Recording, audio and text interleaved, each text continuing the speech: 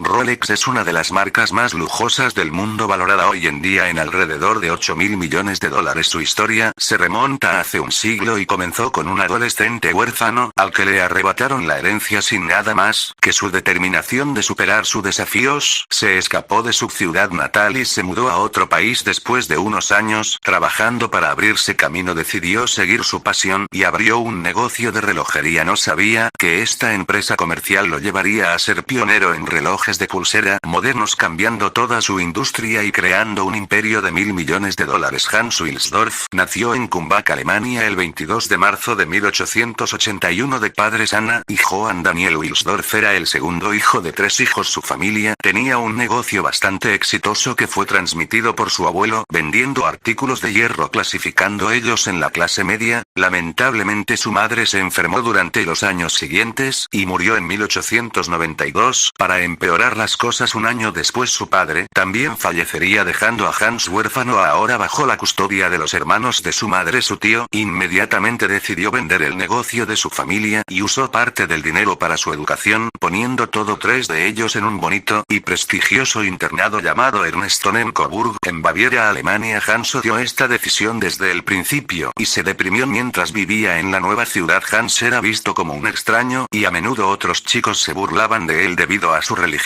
Para salir adelante su infancia difícil, decidió poner su enfoque en la escuela. A medida que crecía entendió que, aunque no le gustaba la decisión de sus tíos, se convirtió en un factor importante para su éxito. Nuestros tíos no fueron indiferentes a nuestro destino, sin embargo la forma en que me hicieron autosuficiente muy temprano en la vida me hizo adquirir el hábito de cuidar mis posesiones y mirar hacia atrás. Creo que gran parte de mi éxito se debe a que Hans disfrutaba leyendo libros y se convirtió en un estudiante bastante brillante en la escuela. Las materias en las que sobresalió más notablemente fueron matemáticas e idiomas, donde aprendió francés y sabía que los idiomas serían muy útiles, que eventualmente jugaría un papel importante en su carrera. Durante la escuela se hizo amigo del chico suizo que le contaba historias de su lugar de nacimiento, en Lechaux-de-Fan, una ciudad ubicada en Suiza, que era bien conocida por su larga historia en la industria relojera, y Hans se sintió muy intrigado por el lugar. Un día, Hans se cansó de su estilo de vida y dejó el internado en Alemania para mudarse a Ginebra, Suiza. La empresa compraba perlas de varios mercados y las clasificaba y empaquetaba para venderlas a joyeros. Se dio cuenta de que la empresa no era realmente creativa.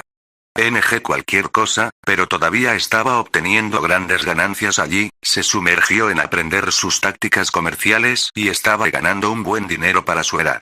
Un día, Hans recibió una carta de su amigo que le ofrecía un trabajo en una empresa llamada Kuno Cortan, la mayor empresa de relojería de alta calidad en ese momento, y exportaba alrededor de 1.000.000 de francos suizos en relojes de bolsillo cada año. También producían algunos de sus propios relojes desde cero. Esta conocida empresa tenía su sede en la Chaux de Fonds, el lugar donde siempre quería ir, a pesar de que la empresa en la que ya trabajaba era más beneficiosa para él. Su curiosidad por el lugar y el negocio en torno a los relojes eran más fuertes, por lo que en 1900 se mudó a Les Hauts-de-Fonds para trabajar para esta empresa. Fue contratado como corresponsal en inglés y oficinista gracias a su habilidad para escribir y leer inglés que aprendió en la escuela, y le pagaban con un salario mensual de 80 francos suizos.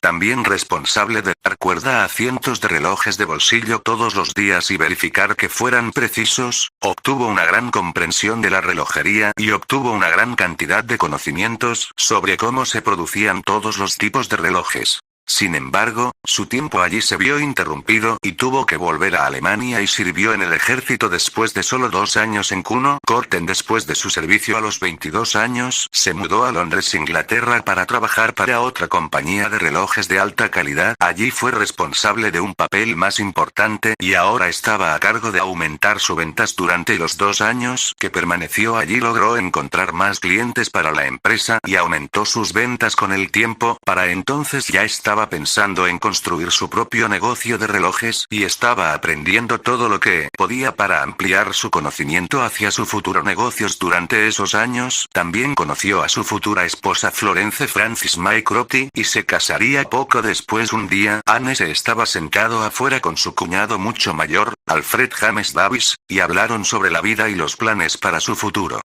Hans le dijo que sentía que tenía la confianza suficiente para abrir su propio negocio de relojes, pero que solo necesitaba algo de capital que Alfred tenía.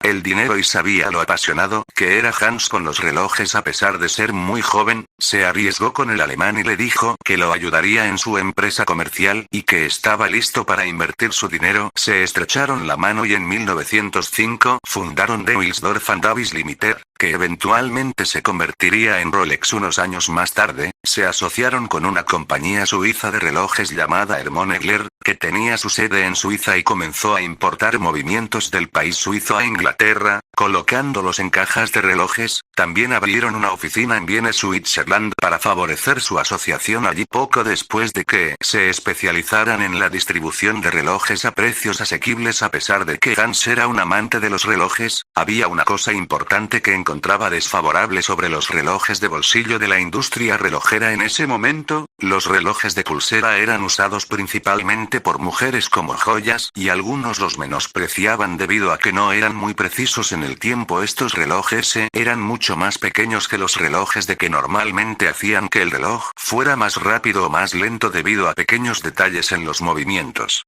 Esta fue la razón principal por la que los relojes de bolsillo eran más populares en ese momento y se consideraba masculino por su voluminoso tamaño, pero para Hans, en general, le resultó inconveniente usarlo. Era un poco molesto para él cada vez que tenía que meter la mano en el bolsillo para ver la hora, especialmente cuando sus manos estaban ocupadas. Hasta entonces se pensaba que era casi imposible.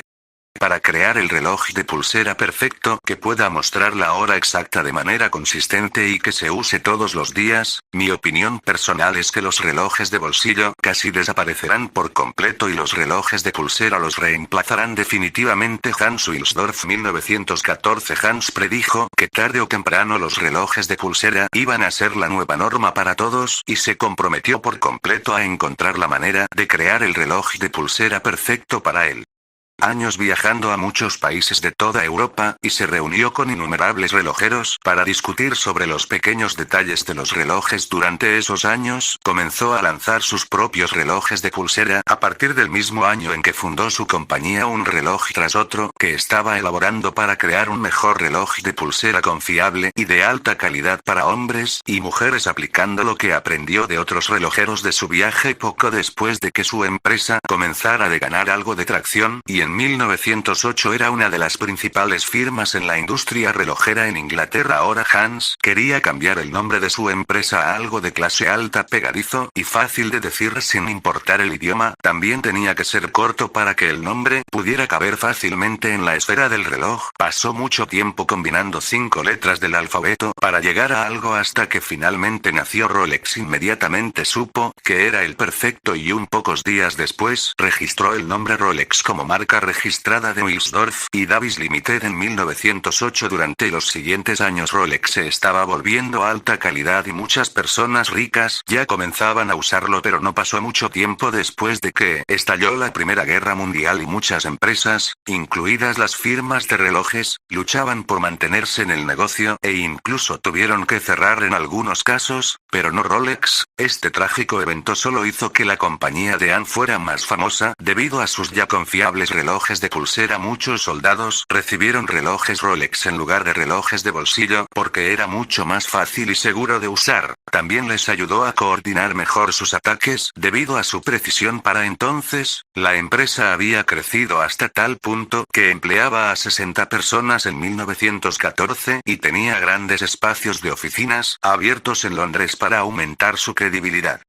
Precisión del Observatorio Q de Londres. Esto hizo que la marca fuera más confiable para que la gente comprara, pero no todo era sol y arcoíris para Hans. En 1914 los británicos aplicaron el impuesto 33 para todas las empresas registradas en Gran Bretaña que exportaban bienes a través de fronteras internacionales. Se convirtió en una gran preocupación para Hans, por lo que trasladó la sede de su empresa de Londres a Viena, Switzerland, para evitar estos impuestos.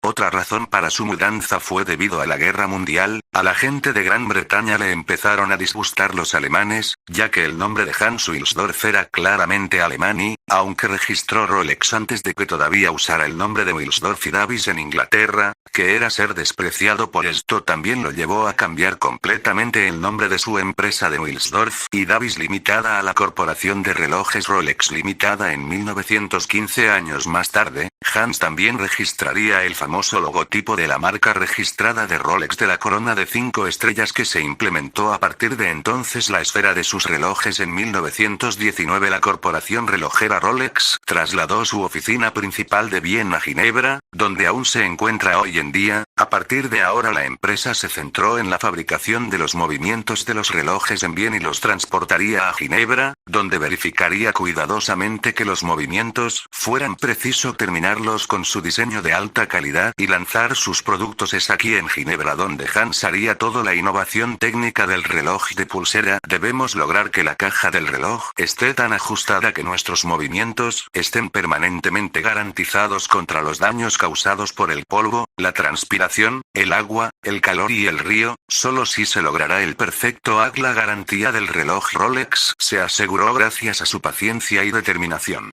Eventualmente valió la pena y valió la pena a lo grande.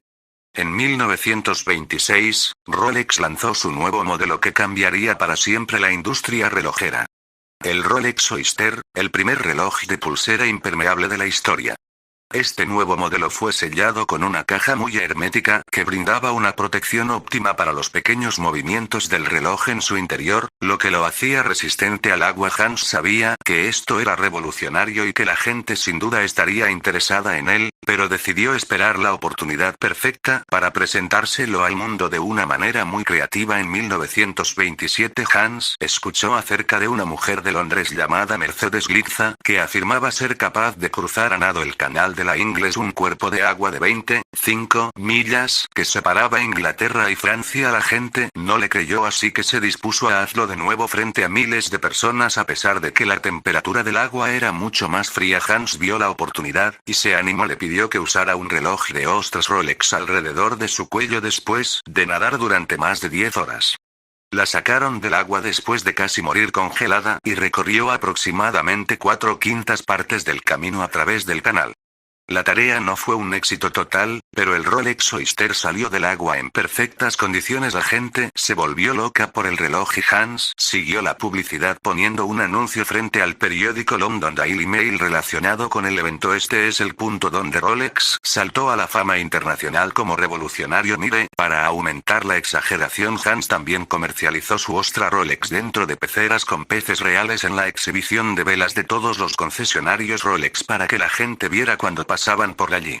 Esta estrategia genial funcionó de manera asombrosa y la gente se enganchó a los productos. Ahora decidió hacer mucha publicidad en Rolex, por lo que en 1928 trabajó con la modelo británica más importante de la época, Evelyn Lane, para promocionar sus relojes y, por supuesto, había fotos de ella con su reloj de pulsera dentro de una pecera. La publicidad no paró ahí. En 1933 se volvieron a ver ostras Rolex en el periódico relacionadas con un vuelo sobre el Monte Everest en el que los tripulantes que portaban sus Rolex se mostraron muy satisfechos al ver que después del vuelo sus relojes aún funcionaban al 100%. Otro ejemplo fue cuando el famoso conductor Malcolm Campbell estableció un récord de velocidad al conducir alrededor de 300 millas por hora usando su Rolex en 1935.